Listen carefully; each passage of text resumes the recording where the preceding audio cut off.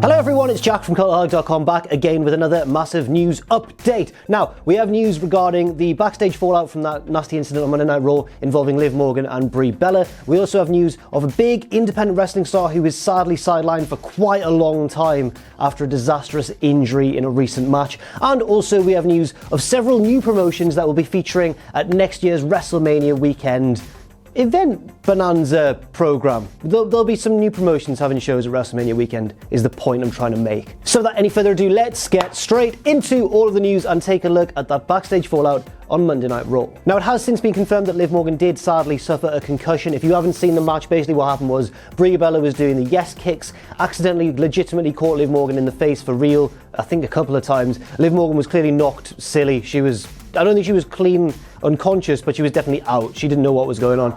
She bravely tried to continue the match, which is obviously the wrestler's natural instinct. Wrestlers always try and continue the matches and stuff. And it sparked a huge debate on whether the match should have been stopped or not.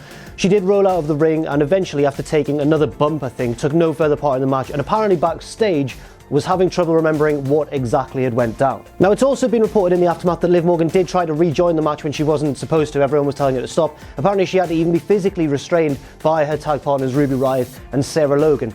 In the case of Ruby Riott and Sarah Logan, apparently backstage they weren't looking too happy at all, but I totally get that. When you see your friend get knocked silly, even if it was an accident in the sort of professional wrestling arena where accidents do happen, I can sort of understand why someone might be a bit emotional about that sort of incident. On Brie Bella's part, apparently she was very, very apologetic towards Liv Morgan, and I guess, in my own personal opinion, I don't think she deserves all the backlash she's got on social media. She didn't deliberately kick her in the head. And accidents happen in wrestling all the time. Yes, you can argue that Brie Bella maybe has too much ring rust to be competing in the ring on a regular basis right now, but at the same time, it's not her fault. She didn't, go out to kick her in the head on purpose or anything like that. In the aftermath of the event, several wrestlers have come out on social media to show their not necessarily their outright support for Brie Bella, but their defense of the wrestling business and the incident as a whole, saying this is wrestling, this is what happens in this arena. Risks are always there, especially risks of injury. One particularly memorable tweet I saw was, I think, from Bubba Ray Dudley, or Bully Ray, who said, "This is what happens. Liv Morgan, rest up, take it easy, make the next town, continue on with your job, be a pro." Words to that effect, which is quite a brutal way of looking at it, but I get what he means. And as long as Liv Morgan is given the time she needs to properly recover, then hopefully that is the attitude that everyone backstage takes. She just continues on with her job, Brie Bella continues on with her job, and there's actually no heat between the two. And I suspect that might be what happens. Next up, I have unfortunate news to report of an injury that's not going to take a short while to recover from, but as many people are estimating online, about 6 to 10 months. And that's from one of the biggest and most popular independent wrestlers around today. Unfortunately, we have to report on the injury of Joey Janela. Now, at a recent show at Game Changer Wrestling in New Jersey, which I think is a promotion that he runs himself or helps run, Janela executed a plancha or some sort of dive to the outside and landed and just horribly injured his knee.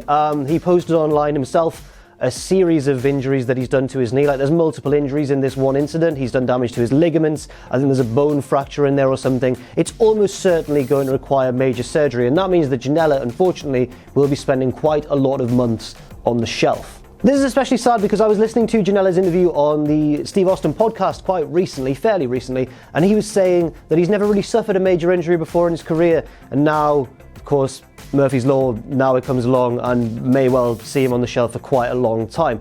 Also, it's really unfortunate because I guess Janela was just reaching his cusp, especially with that appearance at All In. He's been popular for a while now, for a couple of years now, but at the same time, that match with Hangman Page at All In was potentially Joey Janela's highest profile match ever, and even though he lost it, he still put in a really good performance and showed everybody what he's all about. So hopefully, when he does come back, he comes back with a bang. And now we need to talk about Neville, or Pac as he was known on the independent scene, who is now, apparently, according to WWE via the Wrestling Observer newsletter, is now free to wrestle wherever he pleases. He is not bound by any sort of WWE contract status or no compete clause. Apparently, Neville can work wherever he chooses to. So, why haven't we seen him yet? Well, apparently, according to Meltzer, Neville has been saying to people that he is not yet ready to return to the ring, and this is apparently because of legal issues, but that hasn't been elaborated on at all. So this could be wrestling related legal issues, I guess, maybe non-wrestling related legal issues, or another possibility, just a convenient excuse that he's made up so that people stop asking him, because maybe he just wants a bit of time off. Maybe he wants to put his feet up in bloody Newcastle. Since then, apparently Neville has gone off the grid, has not been replying to promoters. Nobody really knows what he's up to right now. Again, he could just be relaxing, could be dealing with some sort of reported legal issues, or could be preparing, I guess, for a big return in some respect. I say that because Will Ospreay has very publicly made it known that he wants a match with Neville, potentially